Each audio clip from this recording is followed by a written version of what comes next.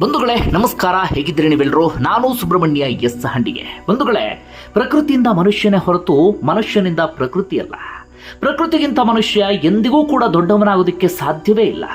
ಇಲ್ಲ, ಪ್ರಕೃತಿಗೆ ನಾನು ಸವಾಲು ಹಾಕ್ತೀನಿ, ಪ್ರಕೃತಿಯನ್ನೇ ಮೀರಿಸ್ತೀನಿ ಅಂತ ಏನಾದರೂ ಹೊರಟ್ರೆ ಪ್ರಕೃತಿ ಒಂದಲ್ಲ ಒಂದು ದಿನ ತಿರುಗಿಸಿ ನಮಗೆ ಕೊಡೋದಕ್ಕೆ ಶುರು ಮಾಡಿಕೊಳ್ಳುತ್ತೆ. ಈ ಮಾತನ್ನ ಹೇಳೋದಕ್ಕೆ ಕಾರಣ ಬೆಂಗಳೂರಿನ ಸದ್ಯದ ಪರಿಸ್ಥಿತಿ. ಇಡೀ ಬೆಂಗಳೂರು 2 ದಿನಗಳ ಕಾಲ ಸುರಿದಂಥ ಧಾರಾಕಾರ ಮಳೆಗೆ ತತ್ತರಿಸಿ ಹೋಗಿದೆ. ಜಲಪ್ರಳಯವೇ ಸೃಷ್ಟಿಯಾಗಿದೆ. ಒಂದೊಂದು ದೃಶ್ಯವನ್ನು ನೋಡ್ತಾ ಇದ್ರೆ ಎಂಥವರಿಗೂ ಕೂಡ ಆತಂಕ ಆಗೋದು ಸಹಜ. ಅಷ್ಟು ಮಾತ್ರ ಅಲ್ಲ, ಬೆಂಗಳೂರಿನ ಭವಿಷ್ಯವನ್ನ ಆ ದೃಶ್ಯಗಳು ಸಾರಿ ಹೇಳ್ತಿದ್ದಾವೆ. ಅಥವಾ ಬೆಂಗಳೂರಿನ ಭವಿಷ್ಯ ಹೀಗಿರುತ್ತೆ ನೋಡಿ ಅಂತ ಆ ದೃಶ್ಯಗಳು ನಮ್ಮ ಕಣ್ಣು ಮುಂದೆ ಎಲ್ಲವನ್ನೂ ಕೂಡ ಕಟ್ಕೊಡುವಂತ ಕೆಲಸವನ್ನ ಮಾಡ್ತಾ ಇದೆ. ಈಗಲೇ ಹೀಗಾದ್ರೆ ಮುಂದೊಂದು ದಿನ ಬೆಂಗಳೂರಿನ ಪರಿಸ್ಥಿತಿ ಎಲ್ಲಿವರೆಗೆ ಹೋಗಿ ತಲುಪುತ್ತೋ ಗೊತ್ತಿಲ್ಲ. ನಾವೆಲ್ಲರೂ ಕೂಡ ಬ್ರ್ಯಾಂಡ್ ಬೆಂಗಳೂರು, ಗ್ರೇಟರ್ ಬೆಂಗಳೂರು ಎನ್ನುವಂತ ಮಾತನ್ನು ಹೇಳ್ತಿದ್ದೀವಿ. ಆದರೆ 2 ದಿನದ ಮಳೆ ಆ ಎಲ್ಲದರ ಬಣ್ಣವನ್ನ ಕಳಚಿ ಬಿಸಾಕಿ ಬಿಡ್ತು ನೋಡಿ. ಮುಂದೊಂದು ದಿನದ ಪರಿಸ್ಥಿತಿ ನಾವ್ಯಾರೂ ಕೂಡ ಊಹೆ ಮಾಡಿಕೊಳ್ಳೋದಿಕ್ಕೂ ಕೂಡ ಸಾಧ್ಯ ಆಗೋದಿಲ್ಲ. ಹಾಗಾದ್ರೆ ಸದ್ಯದ ಬೆಂಗಳೂರಿನ ಪರಿಸ್ಥಿತಿ ಹೇಗಿದೆ, ಏನೆಲ್ಲ ಅವಾಂತರ ಆಗ್ತಾ ಇದೆ, ಅದಕ್ಕೆ ಸಂಬಂಧಪಟ್ಟ ಹಾಗೆ ಒಂದಷ್ಟು ವಿವರ, ಜೊತೆಗೆ ಯಾರಿದಕ್ಕೆ ಹೊಣೆಗಾರರು, ಯಾರಿದರ ಜವಾಬ್ದಾರಿನ ತೆಗೆದುಕೊಳ್ಬೇಕು, ಆ ಡೀಟೇಲ್ನ ಕೂಡ ಈ ವಿಡಿಯೋದಲ್ಲಿ ಗಮನಿಸ್ತಾ ಹೋಗೋಣ. ಬಂಧುಗಳೇ, ನಿಮ್ಮೆಲ್ಲರಿಗೂ ಕೂಡ ಗೊತ್ತಿರುವ ಹಾಗೆ ಪೂರ್ಣ ಪ್ರಮಾಣದ ಮಳೆಗಾಲ ಆರಂಭ ಆಗಿಲ್ಲ, ಅಂದ್ರೆ ಮುಂಗಾರು ಆರಂಭ ಆಗಿಲ್ಲ. ಇದನ್ನ ಪೂರ್ವ ಮುಂಗಾರು ಅಂತ ಹೇಳ್ತೀವಿ. ಪ್ರತಿ ವರ್ಷ ಕೂಡ ಮುಂಗಾರು ಆರಂಭ ಆಗೋಕ್ಕೂ ಮುನ್ನ ಈ ಸಮಯದಲ್ಲಿ ಸಾಧಾರಣ ಅಥವಾ ಧಾರಾಕಾರ ಮಳೆ ಬರೋದು ಸಹಜ. ಈ ರೀತಿಯಾಗಿ ಮಳೆ ಬರುತ್ತೆ ಅನ್ನೋದು ಪ್ರತಿಯೊಬ್ಬರಿಗೂ ಕೂಡ ಗೊತ್ತಿರುತ್ತೆ. ಹೀಗಾಗಿ ಪ್ರಮುಖ ನಗರಗಳಲ್ಲಿ ಅಥವಾ ಮಳೆಯಿಂದ ಹಾನಿಯಾಗುವಂಥ ಪ್ರದೇಶಗಳಲ್ಲಿ ನಾವು ಅದಕ್ಕೆ ಬೇಕಾದಂಥ ಸಿದ್ಧತೆಯನ್ನು ಮಾಡಿಕೊಳ್ಬೇಕಾಗತ್ತೆ. ನಮ್ಮಲ್ಲಿ ಏನಾಗ್ತಿದೆ ಅಂದ್ರೆ ಸಿದ್ಧತೆಗೆ ಅಂತ ಕೋಟಿ ಹಣವನ್ನು ಸುರಿಯಲಾಗ್ತಾ ಇದೆ. ಆದರೆ ಹಣ ಮಾತ್ರ ಸಿದ್ಧತೆಗೆ ವಿನಿಯೋಗ ಆಗ್ತಿಲ್ಲ ಅಥವಾ ಬಳಕೆ ಆಗ್ತಾ ಇಲ್ಲ. ಆ ಹಣ ಎಲ್ಲವೂ ಕೂಡ ಒಂದಷ್ಟು ಅಧಿಕಾರಿಗಳು ಹಾಗೆ ರಾಜಕಾರಣಿಗಳ ಜೇಬಿಗೆ ಹೋಗಿ ಸೇರ್ತಾ ಇದೆ. ಅದರ ಪರಿಣಾಮವನ್ನು ಜನ ಇವತ್ತು ಎದುರಿಸಬೇಕಾಗಿದೆ. ಜನಪ್ರತಿನಿಧಿಗಳು ಇಂತಹ ಪರಿಸ್ಥಿತಿಯಲ್ಲಿ ಉಡಾಫೆ ಮಾತು, ಬಾಯಿಗೆ ಬಂದಂಗೆ ಮಾತು ಎಲ್ಲವನ್ನೂ ಕೂಡ ಆಡ್ತಾರೆ. ಸದ್ಯ ಡಿ ಕೆ ಶಿವಕುಮಾರ್ ಕೂಡ ಅಂಥದ್ದೇ ಮಾತನ್ನ ಆಡ್ತಿದ್ದಾರೆ. ಆದರೆ ಜನ ಅನುಭವಿಸುವಂಥ ಪರಿಸ್ಥಿತಿ ಇದೆಯಲ್ಲ, ಅದನ್ನು ನಾವ್ಯಾರೂ ಕೂಡ ಕಲ್ಪನೆ ಮಾಡ್ಕೊಳ್ಳೋಕ್ಕೂ ಕೂಡ ಸಾಧ್ಯ ಆಗೋದಿಲ್ಲ. ಸದ್ಯ ಬೆಂಗಳೂರಲ್ಲಿ ಹಾಗೆ ಆಗಿದೆ. ಹೆಚ್ಚು ಕಡಿಮೆ 2 ದಿನಗಳ ಕಾಲ ನಿರಂತರವಾಗಿ ಮಳೆ ಸುರಿತು. ಈಗಾಗಲೇ ಹವಾಮಾನ ಇಲಾಖೆ ಮುನ್ಸೂಚನೆಯನ್ನು ಕೊಡ್ತಾ ಇದೆ, ಇನ್ನೂ 2-3 ದಿನಗಳ ಕಾಲ ಮಳೆ ಬರುತ್ತೆ ಅಂತ. ಸದ್ಯ ಬೆಂಗಳೂರಿನ ರಸ್ತೆಗಳು ನೀರಿಂದ ತುಂಬಿ ಹೋಗಿಬಿಟ್ಟಿದೆ. ಟ್ರಾಫಿಕ್ ಎಲ್ಲವೂ ಕೂಡ ಸರ್ವೇ ಸಾಮಾನ್ಯ ಅಂತಾಗಿದೆ. 7 ಗಂಟೆ 8 ಗಂಟೆಗೆ ಮನೆ ಸೇರ್ತಿದ್ದಂಥವರೆಲ್ಲ ರಾತ್ರಿ 11 ಗಂಟೆ 12 ಗಂಟೆಗೆ ಮನೆ ಸೇರುವಂಥ ಪರಿಸ್ಥಿತಿ ಎದುರಾಗಿದೆ. ಇನ್ನು ಬೆಂಗಳೂರ ರಸ್ತೆಗಳ ಹಣೆ ಬರಹ ನಿಮ್ಮೆಲ್ಲರಿಗೂ ಕೂಡ ಗೊತ್ತೇ ಇದೆ. ಸರಿಯಾದ ರೀತಿಯಲ್ಲಿ ರಸ್ತೆ ಗುಂಡಿಯನ್ನು ಮುಚ್ಚೋದಿಲ್ಲ, ಅಥವಾ ಬೆಂಗಳೂರಿನಲ್ಲಿ ಕಂಡ ಕಡೆಗಳಲ್ಲಿ ರಸ್ತೆ ಬಾಯಿ ತೆರ್ಕೊಂಡು ಕುಳಿತಿದ್ದಾವೆ. ಹೀಗಾಗಿ ಯಾವ ಸಂದರ್ಭದಲ್ಲಿ ಏನಾಗುತ್ತೋ ಅಂತ ಹೇಳಿ ಜನ ಆತಂಕದಲ್ಲೇ ರಸ್ತೆಯಲ್ಲಿ ಹೋಗುವಂಥ ಪರಿಸ್ಥಿತಿ ಎದುರಾಗಿದೆ.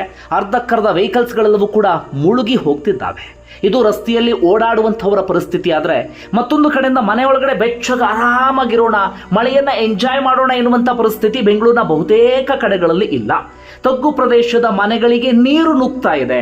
ಕೇವಲ ತಗ್ಗು ಪ್ರದೇಶ ಮಾತ್ರ ಅಲ್ಲ, ಬೇರೆ ಕಡೆಗಳಲ್ಲೂ ಕೂಡ ಈ ಅಪಾರ್ಟ್ಮೆಂಟ್ನಲ್ಲಿ ವಾಸ ಮಾಡುವಂಥವ್ರು ಅಥವಾ ದೊಡ್ಡ ಮನೆಗಳಲ್ಲಿ ವಾಸ ಮಾಡುವಂಥವ್ರು ಅವರು ಕೂಡ ಮಳೆಯ ಈ ಪರಿಣಾಮವನ್ನು ಎದುರಿಸುವಂತಾಗಿದೆ. ಯಾಕಂದ್ರೆ ಎಲ್ಲಿ ನೋಡಿದ್ರು ಕೂಡ ಬರೀ ನೀರು ಎನ್ನುವಂಥ ಪರಿಸ್ಥಿತಿ ಇದೆ, ಅಥವಾ ಒಂದು ರೀತಿಯಲ್ಲಿ ಜಲ ಪ್ರಳಯವೇ ಸೃಷ್ಟಿ ಆಗಿಬಿಟ್ಟಿದೆ.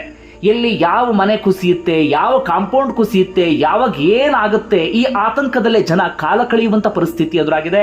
ಒಂದಷ್ಟು ಬಡಾವಣೆಗಳು, ಉದಾಹರಣೆಗೆ ಈ ಸಾಯಿ ಲೇಔಟ್ ಇದೆಯಲ್ಲ, ಪ್ರತಿ ಮಳೆಗಾಲದ ಸಂದರ್ಭದಲ್ಲೂ ಕೂಡ ಕಂಪ್ಲೀಟ್ ಜಲಾವೃತ ಆಗುತ್ತೆ. ಈ ಬಾರಿಯೂ ಕೂಡ ಆ ಲೇಔಟ್ ಸೇರಿದಂತೆ ಸಾಕಷ್ಟು ಲೇಔಟ್ಗಳು ಸಂಪೂರ್ಣವಾಗಿ ನೀರಿನಿಂದ ಮುಳುಗಿ ಹೋಗ್ಬಿಟ್ಟಿದೆ. ಇಷ್ಟೆಲ್ಲ ಹೊರಗಡೆ ಮಳೆ ಬರ್ತಾ ಇದ್ರು ಕೂಡ ಜನ ಒಳಗಡೆ ಕುಡಿಯುವ ನೀರಿಗೂ ಒದ್ದಾಡುವಂಥ ಪರಿಸ್ಥಿತಿ ಇದೀಗ ಸಾಕಷ್ಟು ಕಡೆಗಳು ನಿರ್ಮಾಣ ಆಗಿದೆ. ಇನ್ನು ಮನೆಯಿಂದ ಹೊರಗಡೆ ಕಾಲಿಡೋದಕ್ಕೂ ಕೂಡ ಸಾಧ್ಯ ಆಗದಂಥ ಸ್ಥಿತಿ ತುಂಬ ಕಡೆಗಳಲ್ಲಿದೆ. ಒಟ್ಟಾರೆಯಾಗಿ ಇದ್ಯಾವುದು ಕೂಡ ಬೆಂಗಳೂರಿಗೆ ಹೊಸದಲ್ಲ. ಪ್ರತಿ ವರ್ಷವೂ ಕೂಡ ಇಂಥದ್ದೆಲ್ಲವನ್ನೂ ಕೂಡ ನಾವು ನೋಡ್ತಾನೆ ಇರ್ತೀವಿ, ಕೇಳ್ತಾನೆ ಇರ್ತೀವಿ. ರಾಜಕಾರಣಿಗಳು ಬಂದು ಒಂದು ರೌಂಡ್ಸ್ ಹೊಡೆಯೋದು, ಭಾಷಣ ಮಾಡೋದು, ಭರವಸೆ ಕೊಡೋದು, ಇದೆಲ್ಲವೂ ಕೂಡ ಮುಂದುವರಿತಾನೆ ಇದೆ. ಆದರೆ ಅವರಿಂದ ಯಾವ ಕೆಲಸವೂ ಕೂಡ ಆಗ್ತಾ ಇಲ್ಲ. ಹೀಗಾಗಿ ನಾವು ಮತ್ತೆ ಇಂತಹ ಪರಿಸ್ಥಿತಿಯನ್ನು ಎದುರಿಸಬೇಕಾಗಿದೆ. ಈಗಿರುವಂಥ ಆತಂಕ ಅಂದರೆ ಬರೀ 2 ದಿನದ ಮಳೆಗೆ ಇಂತಹ ಪರಿಸ್ಥಿತಿ ನಿರ್ಮಾಣ ಆದರೆ, ಈಗ ಹವಾಮಾನ ಇಲಾಖೆ ಮುನ್ಸೂಚನೆ ಕೊಟ್ಟಿದೆ, ಈ ಬಾರಿ ಮಳೆಗಾಲ ಚೆನ್ನಾಗಾಗುತ್ತೆ ಅಥವಾ ಮುಂಗಾರು ಚೆನ್ನಾಗಾಗುತ್ತೆ ಅಂತ. ಮಳೆ ಚೆನ್ನಾಗಾದ್ರೆ ನಾವು ಖುಷಿ ಪಡ್ಬೇಕು, ನಾವು ಮಳೆಗೆ ಶಾಪ ಹಾಕೋದಕ್ಕೆ ಸಾಧ್ಯ ಆಗೋದಿಲ್ಲ. ಯಾಕಂದರೆ ಮಳೆ ಚೆನ್ನಾಗಿ ಬಂದ್ರೇ ರೈತರು ಬದುಕೋದು ಅಥವಾ ಎಷ್ಟೋ ಜನರ ಬದುಕು ಹಸನಾಗೋದು. ಅದಕ್ಕೆ ನಾವು ಸಿದ್ಧತೆಯನ್ನು ಮಾಡ್ಕೊಳ್ಬೇಕಲ್ಲ. ಆದರೆ ಅಂಥದ್ದು ಯಾವುದು ಕೂಡ ನಮ್ಮಲ್ಲಿ ಆಗ್ತಾ ಇಲ್ಲ. ಹೀಗಾಗಿ ಈ ಬಾರಿಯ ಮಳೆಗಾಲ ಕಳೆಯೋದು ಹೇಗೆ ಅಂತ ಹೇಳಿ ಬೆಂಗಳೂರಿನ ಜನರಿಗೆ ಈಗಲೇ ಆತಂಕ ಶುರುವಾಗಬಿಟ್ಟಿದೆ.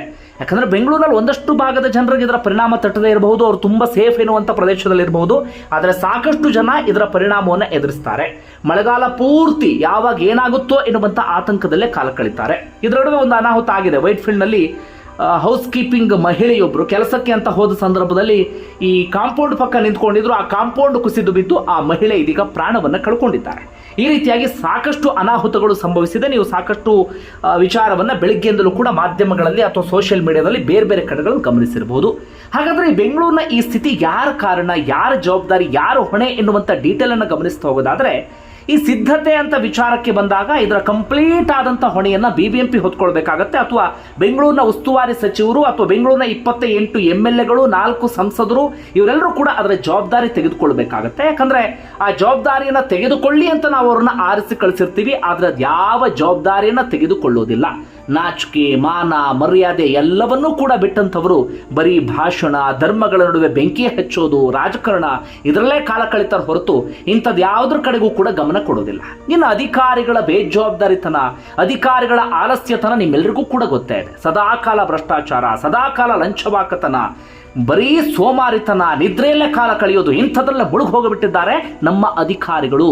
ಅವರಿಗೆ ಚೀ ತೂ ಅನ್ನೋದು ಬಿಟ್ಟು ನೀವು ನೇರವಾಗಿ ಹೋಗಿ ಮುಖಕ್ಕೆ ಉಗಿದ್ರೂ ಕೂಡ ಯಾವುದೇ ರೀತಿಯಲ್ಲೂ ಕೂಡ ತಲೆ ಕೆಡಿಸ್ಕೊಳ್ಳೋದಿಲ್ಲ. ಒಟ್ಟಾರೆಯಾಗಿ ಇಂತಹ ಅವಾಂತರಕ್ಕೆ ಪ್ರಮುಖವಾಗಿ ಸಿದ್ಧತೆ ಸರಿಯಾಗಿ ಇಲ್ಲದೆ ಇರೋದೇ ಪ್ರಮುಖವಾದಂಥ ಕಾರಣ. ಅದರ ಆಚೆಗೆ ನಿಮ್ಮೆಲ್ಲರಿಗೂ ಕೂಡ ಗೊತ್ತಿರೋದೆ, ಪ್ರತಿ ವರ್ಷವೂ ಕೂಡ ನಾವು ಇದನ್ನು ಹೇಳ್ತೀವಿ, ಮತ್ತೆ ಮತ್ತೆ ಇಂಥದ್ದು ಆಗತ್ತೆ, ಆದರೆ ಅದನ್ನು ಸರಿಪಡಿಸೋದಕ್ಕೆ ಸಾಧ್ಯವೇ ಆಗ್ತಾ ಇಲ್ಲ. ಬೆಂಗಳೂರಿನ ಸದ್ಯದ ಪರಿಸ್ಥಿತಿ ನಿಮ್ಮೆಲ್ಲರಿಗೂ ಕೂಡ ಗೊತ್ತೇ ಇದೆ. ವರ್ಷದಿಂದ ವರ್ಷಕ್ಕೆ ಜನಸಂಖ್ಯೆ ಜಾಸ್ತಿ ಆಗ್ತಾ ಇದೆ.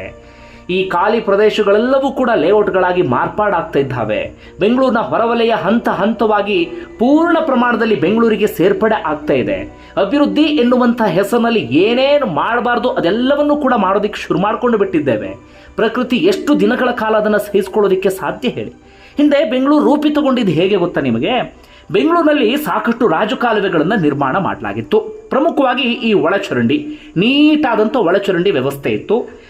ಅದಕ್ಕಿಂತಲೂ ಮುಂಚೆ ರಸ್ತೆಯ ಮೂಲಕ ಒಳಚರಂಡಿಗೆ ನೀರು ಹೋಗೋದಕ್ಕೆ ಸರಿಯಾದಂಥ ವ್ಯವಸ್ಥೆಯನ್ನು ಮಾಡಲಾಗಿತ್ತು. ಹೀಗಾಗಿ ಮಳೆ ಬರ್ತಾ ಇದ್ದ ಹಾಗೆ ರಸ್ತೆಯಲ್ಲಿನ ನೀರು ಏನಾಗ್ತಾ ಇತ್ತು, ಸೀದಾ ಚರಂಡಿಗೆ ನೀಟಾಗಿ ಹೋಗ್ತಾ ಇತ್ತು. ಚರಂಡಿಗೆ ಹೋದಂಥ ನೀರು ಎಲ್ಲ ಕಡೆಗಳಲ್ಲೂ ಕೂಡ ರಾಜಕಾಲುವೆ ಇತ್ತಲ್ಲ, ಆ ರಾಜಕಾಲುವೆಗೆ ಹೋಗಿ ಸೇರ್ತಾ ಇತ್ತು.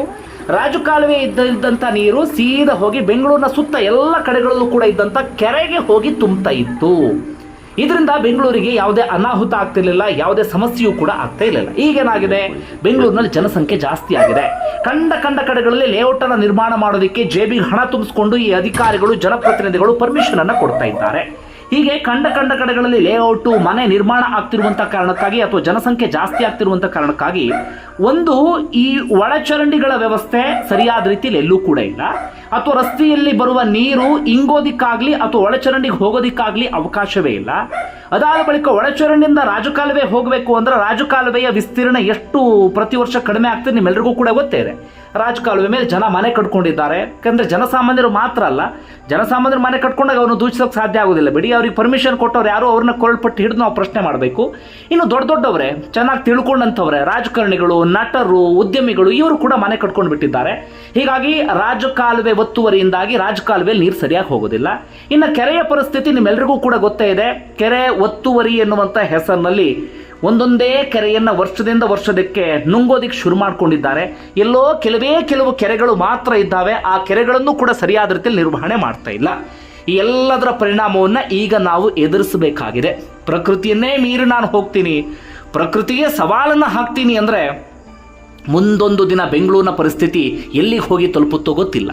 ಈಗ ಆಗ್ತಿರೋದು ಕೂಡ ಅದೇ. ಬೆಂಗಳೂರಿನಲ್ಲಿ ಸರಿಯಾದ ನೀರು ಇಂಗೋದಕ್ಕೊಂದು ಸಣ್ಣ ಜಾಗವೂ ಕೂಡ ಇಲ್ಲಲ್ಲ, ಎಲ್ಲವೂ ಕೂಡ ಕಾಂಕ್ರೀಟ್ ಮಯ ಆಗಿಬಿಟ್ಟಿದೆ. ಇಡೀ ನಾಡೇ ಕಾಂಕ್ರೀಟ್ ನಾಡಾಗಿರುವಂತಹ ಸಂದರ್ಭದಲ್ಲಿ ಏನಾಗುತ್ತೆ ಹೇಳಿ? ಈಗ ಬೆಂಗಳೂರಿನಲ್ಲಿ ಆಗ್ತಿರೋದು ಕೂಡ ಅಷ್ಟೇ. ಅದರ ಆಚೆಗೆ ಒಂದಷ್ಟು ನಿರ್ವಹಣೆ ಏನಾದರೂ ಸರಿಯಾಗಿ ಮಾಡಬೇಕಲ್ಲ. ರಾಜಕಾಲುವೆಯಲ್ಲಿ ಹೂಳೆತ್ತೋದಾಗಿರ್ಬೋದು, ಅಥವಾ ಒಳಚರಂಡಿ ನಿರ್ವಹಣೆ ಸರಿಯಾದ ರೀತಿಯಲ್ಲಿ ಮಾಡೋದಾಗಿರ್ಬೋದು, ಇರುವಂಥ ಕೆರೆಯನ್ನು ಸರಿಯಾದ ರೀತಿಯಲ್ಲಿ ನಿರ್ವಹಣೆ ಮಾಡೋದಾಗಿರ್ಬೋದು, ಅದು ಕೂಡ ಸರಿಯಾಗಿ ಆಗ್ತಾ ಇಲ್ಲ. ಈ ಬಂಡ ರಾಜಕಾರಣಿಗಳಿಂದಾಗಿ, ಈ ಭ್ರಷ್ಟ ಅಧಿಕಾರಿಗಳಿಂದಾಗಿ ಇವತ್ತು ಜನಸಾಮಾನ್ಯರು ಒದ್ದಾಡುವಂತಾಗಿದೆ.